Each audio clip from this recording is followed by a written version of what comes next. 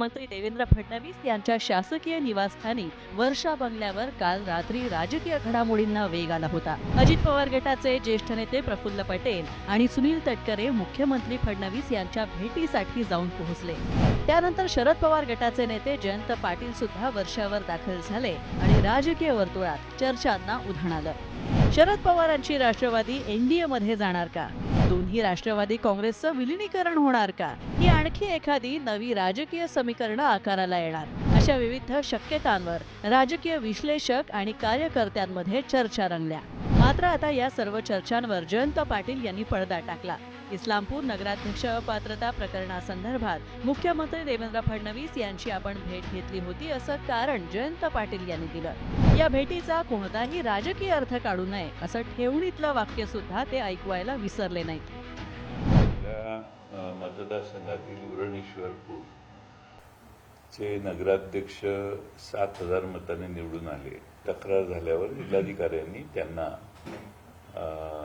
अपात्र ठरवलं। मुख्यमंत्र्यांना भेटावं लागलं, त्यांनाही सांगितलं। एक 5-10 मिनिटं आम्ही भेटलो आणि मी बाहेर आलो। कोणाची भेट झाली ते मी हॉलमध्ये तिथे एकटाच होतो। बराच वेळ चहा घेतला मी आणि बराच वेळाने ती बाहेर आली। दरम्यान संसदेच्या आगामी अधिवेशनात मतदारसंघ पुनर्रचना विधेयकावरून राजकीय चर्चा रंगलेल्या आहेत। शरद पवार यांची राष्ट्रवादी काँग्रेस या विधेयकाला पाठिंबा देणार असे संकेत खासदार सुप्रिया सुळे यांनी दिले। मात्र अटी शर्ती लागू असतील हे सांगायला त्या विसरल्या नाहीत। राष्ट्रवादी काँग्रेस पक्ष शरदचंद्र पवार डिलिमिटेशनच्या बाबतीत जर गरज असेल तर सरकारने प्रस्ताव द्यावा।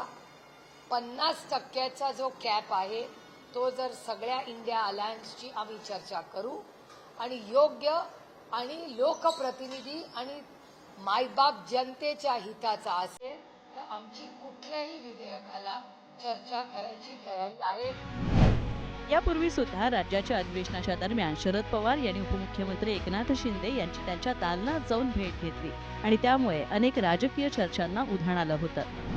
त्यातच काल जयंत पाटील यांनी वर्षा बंगल्यावर भेट दिली आणि त्यामुळे नवीन चर्चांना आणखी खत पाणी मिळालं। मात्र या दोन्ही भेटी निव्वळ योगायोग असल्याचं सुप्रिया सुळे यांनी म्हटलंय। अजित पवार यांच्या निधनानंतर राज्यातील राष्ट्रवादी काँग्रेसच्या भवितव्यासंदर्भात विविध स्तरातून चर्चा सुरू होती। दोन्ही राष्ट्रवादी काँग्रेस पुन्हा एकत्र येणार का की वेगळ्याच राजकीय वाटेने पुढे जाणार, याकडे राज्याच्या राजकारणाचं लक्ष लागलंय। या राष्ट्रवादी काँग्रेसच्या त्यातले 4-5 आमदार आम्हाला माहिती आहेत की त्यांना कधी आपण भाजप बरोबर जातोय असे घोड्यावर बसून आहेत ते। त्यामुळे असंही काही नाही, ते आमदारांच्या बाबतीतलं मी ठामपणे सांगू शकतो। 4-5 आमदार, त्यातले सोलापूर जिल्ह्यातले 2-3 आमदार आहेत। आपण कधी एकदा भाजपमध्ये जातोय ना असं त्यांना झालेलं आहे आणि त्यासाठी त्यांचे हे चाललेले आहेत। ते त्यासाठी भाजपमध्ये जाण्यास उत्सुक आहेत। पण भारतीय जनता पक्षाला या आमदारांची गरज नाही, देवेंद्र फडणवीसांना या आमदारांची गरज नाही, देवेंद्र फडणवीसांना भारतीय जनता पक्षाला जयंत पाटलांची गरज नाही। पहिली गोष्ट लक्षात घ्या। त्यामुळे आमदारांना काय वाटतं याच्यावर काही अवलंबून नाही।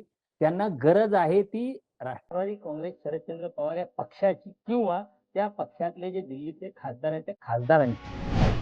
सध्या तरी जयंत पाटील आणि सुप्रिया सुळे यांनी सावध भूमिका मांडली असली तरी देखील पवार यांची राष्ट्रवादी त्यावर किती ठाम राहील असा प्रश्न विचारला जातोय। खासदार जाऊ नयेत यासाठी इश्यू बेस्ड पाठिंब्याचा निर्णय राष्ट्रवादी काँग्रेसने घेतला आहे का हे महत्त्वाचं आहे। काँग्रेसच्या प्रदेशाध्यक्षांनी स्पष्ट करून टाकलं की आम्ही जाणार नाही। बरोबर, संजय राऊत पण म्हणतात की या विधेयकावर आमची चर्चा झाली नव्हती, आमचा पाठिंबा नाही। त्यामुळे राष्ट्रवादी काँग्रेस शरद पवार गटाची पावलं निदान या बाबतीत तरी भारतीय जनता पक्षाच्या धोरणाला अनुकूल राहायची शक्यता आहे। मी आत्ता केवळ शक्यता म्हणते, पुढे काय काय होतंय ते बघावं लागेल।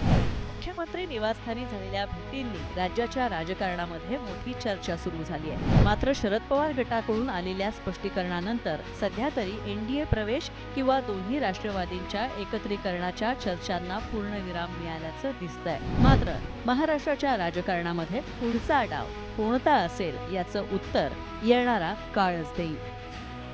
अफवांच्या वादळात कायमच राजकारणाची दिशा ही बदलत असते।